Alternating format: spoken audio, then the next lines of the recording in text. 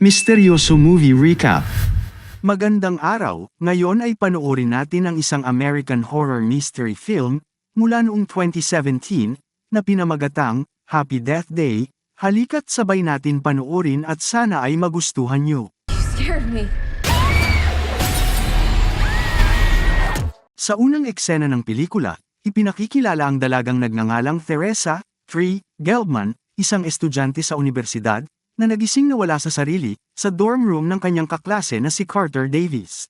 Nagising siya na suot ang damit ni Carter, pagkatapos ng isang gabi na nalasing sa party. Habang nag-uusap ang dalawa, napag-alaman na birthday pala ni Tree ngayon, pero parang hindi siya masyadong excited dito. Hindi niya pinapansin ang isang tawag sa telepono mula sa kanyang ama, na dahilan ay hindi maayos ang kanilang relasyon bilang mag-ama. Pagkaraan ng ilang sandali, umalis si Tree sa silid ni Carter at bumalik sa kanyang sarili. Paglabas, napansin niya ang ilang mga mag-aaral na ginagawa ang kanilang araw. Ginagawa ang mga bagay na gawain ng isang normal na estudyante. Nang makarating si Tree sa kanyang dorm, binibigyan siya ng kanyang kasama sa kwarto na si Lori Spengler ng cupcake bilang regalo sa kaarawan. Gayunpaman, itinapon niya ito sa basurahan dahil daw marami itong carbs. Pagkatapos dumalo sa kanyang mga klase at isang sorority meeting, nagpasya si Tree na bisitahin ang kanyang kasintahan sa opisina na si Dr. Gregory Butler sa campus hospital. Pagdating niya, bigla niyang nakasalubong si Lori, na nagkataong isang nurse sa parehong ospital. Sinabi ni Lori na nag-aalala siya tungkol sa lihim na relasyon ni Tree sa may asawang doktor. Naniniwala siya na ito ay hindi tama. Ngunit inalis ni Tree ang mga alalahanin ni Lori at sinabi sa kanya na isipin na lang ang kanyang sariling trabaho. Nang gabing yon, sa kanyang pag-alis para sa isang party, nakakagulat na sinundan siya ng isang nakasuot ng mascot. Napansin siya ni Tree at sinubukang tumakas, ngunit nauwi sa pagkadapa sa lupa. Kaya sinamantala ito para maabutan siya ng misteryosong nakamaskara at naligo siya ng malamig na dugo. Pagkatapos, nagising bigla si Tree sa kama ni Carter at ipinagpalagay na isa lamang itong masamang panaginip. Gayunpaman, sa kanyang pag-alis, napagtanto niya na ang mga kaganapan mula sa kanyang bangungot ay paulit-ulit. Sinabi ni Carter ang parehong mga bagay na sinabi niya nakaraan at pagkalabas ni Tree, napansin niya ang parehong mga mag-aaral na gumagawa ng parehong mga aktibidad tulad ng sa kanyang bangungot. At pagdating niya sa dorm niya, hinihintay siya ni Lori na may dalang cupcake. Ang araw ay Lunes, 18 ng Setyembre, tulad ng sa kanyang bangungot. Dahil dito ay nababalisa si Tree kaya nagpasya siyang maging mas maingat. Mamayang gabi, papunta sa party ulit, iniiwasan niyang dumaan sa tunnel at ligtas na makarating sa venue. Ngunit sa kasamaang palad, habang nakikipag-usap siya sa isa sa kanyang mga kaibigan, ang misteryosong mascot ay nasa party at pinatay silang dalawa. Sa susunod na eksena, muling nagising si Tree sa dorm ni Carter, suot ang kanyang damit. Napagtanto na ang araw ay na-reset ulit dahil sa kanyang pagkamatay, galit na galit siyang umalis patungo sa kanyang dorm. Sa pagdating niya, sinabi niya sa kanyang kasama sa kwarto na si Lori, ang tungkol sa lahat ng nangyari sa kanya, ngunit tinalikuran siya at hiniling na magpahinga muna. Kasunod nito, nagkulong si Tree sa kanyang silid. Nilagyan ng harang ang kanyang pinto at sinarado ang kanyang mga bintana, umaasang hindi makakapasok ang killer. Pero nakakagulat, dahil nakapasok na siya sa loob. Sa isang kisap mata, sinugod siya nito mula sa likuran at pinatay muli. Gaya ng inaasahan, na-reset ang araw at muling nagising si Tree sa silid ng kanyang kaibigan. Hindi alam kung ano ang gagawin, inanyayahan niya si Carter mag-lunch at sinabi sa kanya ang lahat. Ang nalilitong lalaki ay hindi naniniwala sa mga sinabi sa kanya, ngunit para lamang mapagaan ang loob niya, nagpasya siyang tulungan siya. Iniisip ni Carter na marahil ang paulit-ulit na panaginip ni Tree ay may kinalaman sa kanyang kaarawan. Pagkatapos ay gumawa sila ng listahan ng mga taong maaaring may motibo na pumatay sa kanya. Iminumungkahi ni Carter na maaari niyang samantalahin ang loop na nagbibigay sa kanya ng paulit-ulit na pagkakataon upang malaman ang pumapatay sa kanya. Nagustuhan ni Tree ang ideya, kaya ginugugol niya ang susunod na ilang mga pag-ulit sa pagsunod sa mga taong itinuturing niyang pinaghihinalaan niya. Ngunit sa tuwing siya ay papatayin ng killer na nakamaskara. Matapos magising mula sa isang loop kung saan nahihilo siya, si Tree ay hindi makalakad at siya ay nahimatay. Agad siyang isinugod ni Carter sa ospital at nang magising siya, inihayag ni Dr. Gregory na ang kanyang mga medical report ay nagpapakita ng ebidensya ng paggaling mula sa maraming traumatic injuries. Napakalubha ng mga pinsalang ito kaya dapat ay patay na siya ngayon. Nang marinig ito, nalaman ni Tree na ang mga pinsalang natamo niya mula sa kanyang mga nakaraang pagkamatay sa kanyang mga panaginip ay nagdudulot ng tunay na pisikal na pinsala.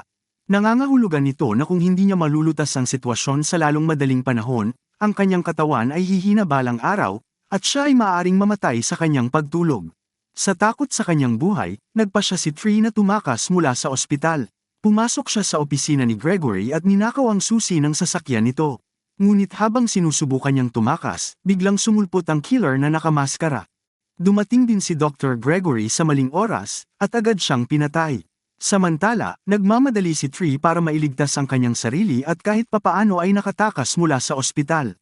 Sa palagay niya ay nakatakas siya ng ligtas at nagsimulang magdiwang, ngunit pinigilan siya ng pulis dahil sa mabilis na pagmamaneho. Naisip ni Tree na maaaring mas mabuti para sa kanya kung siya ay ikukulong. Sa ganoong paraan, malalayo siya sa killer. Kaya naman, nagsisinungaling siya sa opisyal na nagmamaneho siya ng lasing. Naniwala ito kaya naman pinaupo siya sa kotse ng pulis. Ngunit sa sandaling yon, dumating ang killer sa lugar at binangga ang opisyal. Pagkatapos ay pinasabog niya ang kotse at namatay siya. Kasunod nito, muling nagising si Tree sa kama ni Carter. Tinanong niya kung bakit siya sumisigaw sa kanyang pagtulog, kung saan siya ay galit na tumugon na patuloy siyang pinapatay ng isang hindi kilalang tao. Si Carter, na hindi naaalala ang kanilang nakaraang pagkikita, kaya iniisip na lang na siya ay nagbibiro. Ngunit nang hinulaan ni Tree ang mga kaganapan sa araw na ito sa kasalukuyan, siya ay nabigla at napaisip.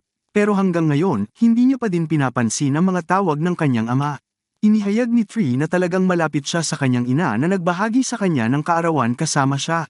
Gayunpaman, 3 taon na ang nakalilipas, siya ay namatay sa kalunos-lunos na buhay, at naputol nito ang kanyang relasyon sa kanyang ama. Nang maglaon, habang nag-uusap ang dalawa sa isang kainan, nakita nila ang isang lokal na ulat ng balita tungkol kay John Toombs. Isa siyang serial killer na pumatay ng 6 na babaeng biktima. Si Toombs ay isang paksa ng 5 buwang tinutugis ng buong bansa at siya ay kasalukuyang nakakulong sa campus hospital. Nabatid na sangkot siya sa pamamaril sa isang lokal na pulis at ginagamot dahil sa tama ng bala ng baril. Pagkatapos ng balita, pinagsama-sama ni Tree ang hinala niya at napagpasyahan na si Toombs ang nakamaskara na killer. Agad siyang nagmadali sa ospital at binalaan ng mga empleyado doon na tatakas si Toombs. Gayunpaman, huli na, dahil pagdating niya sa kanyang silid, nakita niya ang isang patay na pulis. Lumapit din doon ang lalaking nakamaskara at sinimulang habulin si Tree gamit ang baril. Pagkatapos ay tinanggal niya ang kanyang maskara at halos patayin siya ngunit si Carter ay dumating sa oras at iniligtas siya. Sa kasamaang palad, namatay si Carter dahil kay Toombs. Pagkatapos ay hinabol ng psychotic killer si Tree sa isang malapit na bell tower at kalaunan ay naabutan siya. Pero sa pagkakataong ito, nakahanda ang ating bida. Pinalo niya ng isang crowbar ang kanyang ulo at pinabagsak siya. Gayunpaman, habang naghahanda si Tree na patayin si Toombs, napagtanto niya na kung hindi niya i-reset ang araw, ang kanyang matalik na kaibigan na si Carter, ay mananatiling patay magpakailanman. Kaya, naisip niyang tumakbo sa tuktok ng tore at ginawa ang hindi dapat gawin. Sa sandaling magising siya sa silid ni Carter, masayang niyakap niya ito at nagpasalamat sa pagligtas sa kanyang buhay. Hindi maintindihan ni Carter kung ano ang nangyayari, ngunit tinanggap pa rin niya ang yakap. Lumalabas na may lihim na nararamdaman siya sa loob ng maraming taon. Samantala, mas kumpiyansa na ngayon si Tree sa paglutas sa kanyang paulit-ulit na kamatayan. Dahil alam na niya ang pagkakakilanlan ng killer, masaya siyang nagpapatuloy sa buong araw. Pinirmahan ni Tree ang kampanyang itigil ang global warming para sa batang babae na humihingi ng signature sa bawat panaginip niya. Nilagyan niya ng una ng lalaking nahimatay habang nakikipag-usap sa kanyang mga kaibigan. At sinabi niya kay Tim na dating nakadate niya, na alam niyang nagkakagusto ito sa mga lalaki at hindi niya dapat lokohin ang kanyang sarili para magpanggap. Sinabi rin niya sa kanya na love is love. Nang maglaon, nakarating siya sa kanyang dorm at humingi siya ng paumanhin kay Lori dahil sa pagtataray niya lagi. Tinapos din ni Tree ang kanyang pakikipagrelasyon sa kanyang kasal na propesor na si Dr. Gregory. Sinabi niya na hindi niya mababago ang kanyang ginawa sa nakaraan ngunit nais niyang subukang maging isang mas mabuting tao ngayon. Sa uptight sorority meeting, dumating si Tree na may dalang pritong high calories na pagkain at pinuprotektahan ang isa sa kanyang mga kaibigan na hindi mapahiya. Nang dumating si Carter sa meeting upang makita siya, hindi niya inaasahang hahalikan siya nito at inaya siyang lumabas. Pagkatapos ng sorority meeting, dumating si Tree sa restaurant kung saan naghihintay sa kanya ang kanyang ama.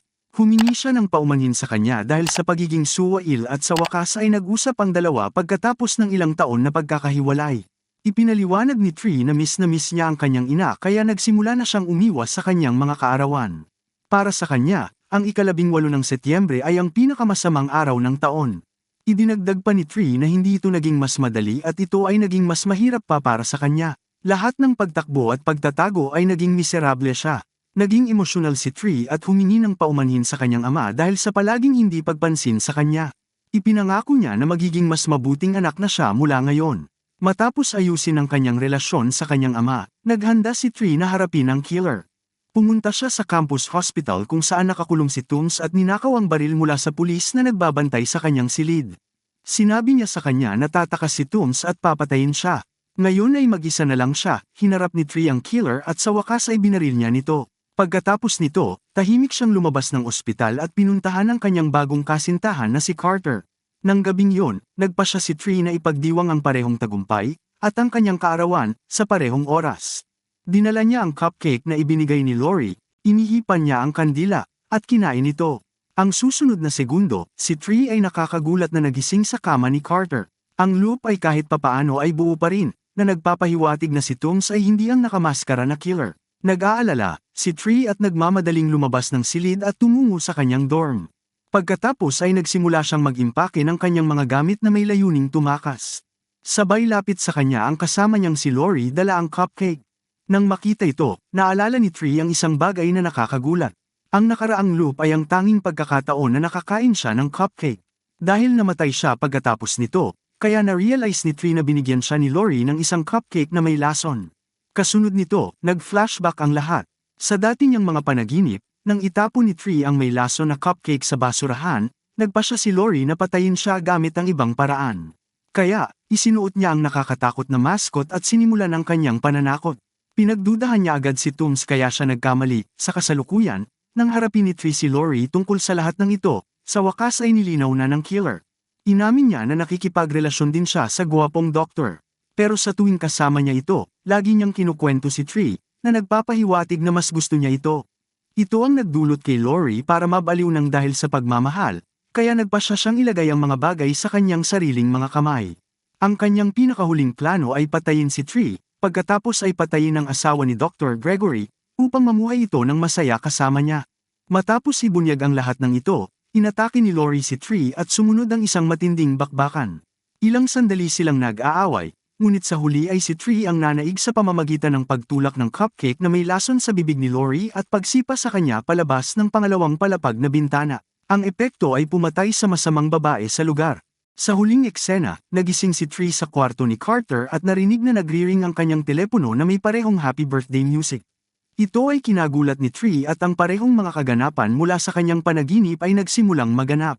Ngunit para gumaan ang loob niya, inamin ni Carter na binibiro lang siya nito, at ito ay ika-19 ng Setyembre.